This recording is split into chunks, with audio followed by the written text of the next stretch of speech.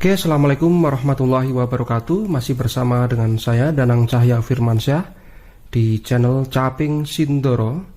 Kali ini kita melanjutkan cerita sebelumnya, yaitu part 2 yang masih berjudul Arwah Seorang Nenek di Rumah Tua. Sejak Mat Soleh di rumah Mbah Sukirjo pada sore itu, pikirannya pun kini tak tenang. Mengapa suara itu keluar dari foto dan bergema mengganggu malam-malamku? Batin Mat Soleh saat berbaring di kasur rumahnya. Sebenarnya ia tak begitu memikirkan hal itu. Namun sejak ada suara itu, ia teringat waktu istri Mbah Sukirjo masih hidup. Orang-orang bilang bahwa Mbah Sumini meninggal karena menenggak racun tikus. Tapi ada yang bilang bahwa ia meninggal karena penyakit jantung. Sungguh waktu itu sangat mendadak. Mbah Sumini memang jarang sakit meski usianya sudah tua. Mat Soleh ingat benar, dulu dia acap ke kebun tempatnya bekerja sebagai petani kopi. Pagi-pagi benar Mbah Sumini dan Mbah Sukirjo sudah berangkat ke sana. Namun kebun miliknya tak lama kemudian diminta oleh pemerintah untuk ditambang. Mbah Sukirjo dan Mbah Sumini pun tak berdaya. Ia didatangi aparat berkali-kali. Dan kata orang-orang pula, Mbah Sumini yang tiap hari ke kebun menjadi terbengong dan melamun. Ya, ia seringkali melamun.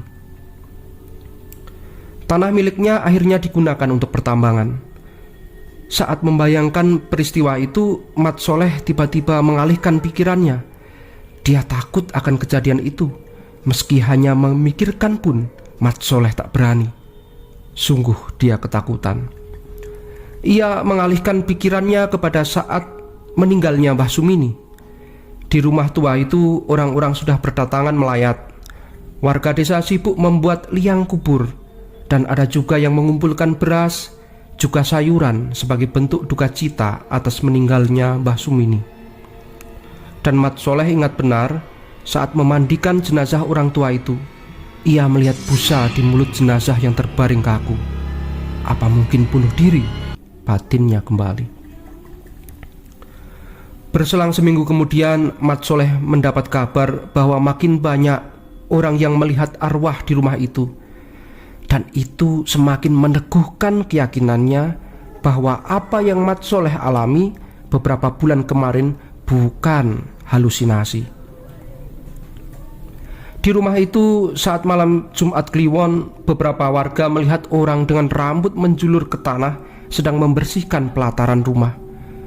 Orang itu matanya menyala merah, badannya membungkuk dan sambil mengunyah kinang. Dan kejadian itu pun berkali-kali dialami oleh penduduk setempat. Ya, penduduk setempat berkali-kali melihat hantu di rumah tua itu. Namun Mat Soleh percaya bahwa itu memang hantu, meski ia tak percaya bahwa itu adalah arwah. Baginya, orang yang meninggal tentu sudah kembali ke alam kubur. Mat Soleh percaya itu tentu jin yang menyerupai. Malam berikutnya, yaitu malam Jumat Wage, beberapa tetangga datang ke rumah Mbah Sukirjo. Orang tua itu sakit-sakitan sudah beberapa hari. Dan Mat Soleh pun turut ke sana. Ia begitu kasihan dengan orang tua yang hidup sebatang kara itu. Mat Soleh melihat pelupuk mata Mbah Sukirjo yang cekung. Wajahnya pucat pasi. Orang tua itu hanya terbaring di kasur. Beberapa kali ia meringik kesakitan, namun kemudian ia diam lagi. Beberapa tetangga memintanya untuk berobat ke rumah sakit, namun ia menolak. Meskipun tetangga sudah dengan senang hati hendak mengantarkannya, tetapi sekali lagi ia menolak. Katanya, mati lebih baik daripada hidup dalam usia tua yang tidak ada yang mengurus itu. Para tetangga pun turut terenyuh menyaksikan kondisi Mbah Sukirjo. Mbah, apa sebaiknya pindah saja ke rumah saya ya Mbah? Biar aku yang merawat bersama istri saya, ujar salah satu tetangga. Namun apapun bujukan ke orang tua itu selalu ia tolak dengan menggeleng. Dan Mat Soleh bersama beberapa penduduk pun akhirnya menunggui di rumah tua itu.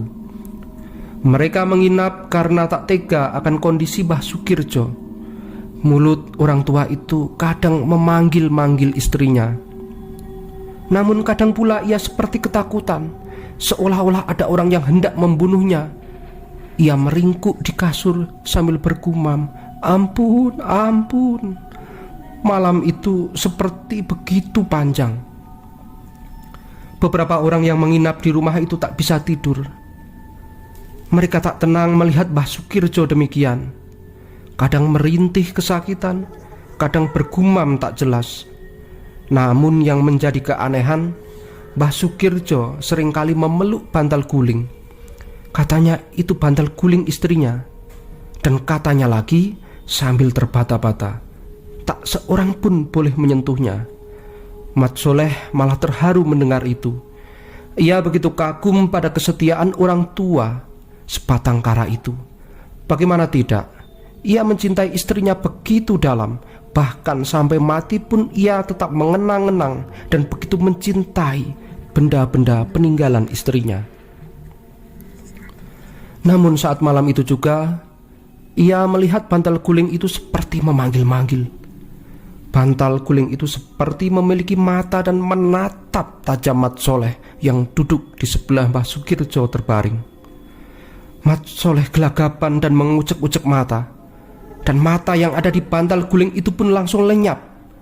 Orang-orang yang ada di samping Mat Soleh begitu kebingungan melihat gelagat Mat Soleh yang ketakutan. Keesokan hari, Mat Soleh berteriak-teriak memanggil beberapa penduduk yang juga menginap di rumah Mbah Sukirjo. Ia terbangun dan menuju ke kamar itu. Mat Soleh mendapati bahwa Mbah Sukirjo tak bergerak. Tangannya memeluk bantal guling. Mat Soleh menyentuh kaki orang tua itu. Namun kaki itu kini sudah begitu dingin, sudah begitu kaku. Ia pun meraba dadanya untuk memastikan. Ya, tak ada nafas. Orang-orang di rumah itu terbangun dari ruang tengah dan menuju ke kamar Mbah Sukirjo. Mat Soleh meluruskan tubuh renta itu. Tangan tua yang dingin itu ia tata. Wajahnya keriput. Ia usap sambil berbisik, "Inna lillahi wa inna ilaihi roji'un." Ia pun menggeser bantal guling yang baru saja Mbah Sukirjo peluk. Namun aneh, bantal guling itu terasa agak berat. Orang-orang pun banyak berdatangan. Mereka segera mengurus jenazah Mbah Sukirjo. Namun Mat Soleh dan beberapa rekan-rekannya berbisik-bisik, "Bantal guling kok berat ya?" tanya Mat Soleh. "Wah, apakah ada hantunya?" ujar yang lain. "Hes, sudahlah, di rumah duka jangan mengada-ada." Mat Soleh pun tak menggubris omongan rekannya. Ia iseng dan membuka bantal guling itu. Ia mendapati kapuk dan kapuk, dan ada benda aneh selain kapuk. Ia merogoh bantal itu lebih dalam. Ada tulang. Beberapa rekannya menoleh dan mengamati tulang yang Mat Soleh genggam. Beberapa terperanjat dari tempat duduk. "Tulang?" kata sebelahnya. Tangan Mat Soleh bergetar. Ia meletakkan tulang itu dan merogoh bantal itu kembali. Kini ia meraba seperti ada tempurung kelapa di dalamnya. Ia tarik. Tengkorak. Di ruang itu semua mata melongo melihat tulang dan tengkorak dalam bantal guling. Milik siapa itu?" kata sebelahnya. Yang lain hanya menggeleng. Sementara itu burung gagak terbang di sekitar desa. Angin berembus agak kencang, sementara mendung menyelimuti desa. Para penduduk desa satu persatu berdatangan turut mengucapkan bela sungkawa. Dan Mat Soleh beserta beberapa rekannya masih terdiam membisu. Oke, terima kasih kepada seluruh pendengar setia channel Caping Sindoro yang telah mendengarkan cerita kami dari part 1 hingga part 2 ini. Dan kepada kalian semuanya yang belum subscribe ataupun memencet tombol notifikasi, segeralah untuk subscribe. agar kami lebih bersemangat lagi untuk membagikan cerita-cerita misteri selanjutnya. Terima kasih.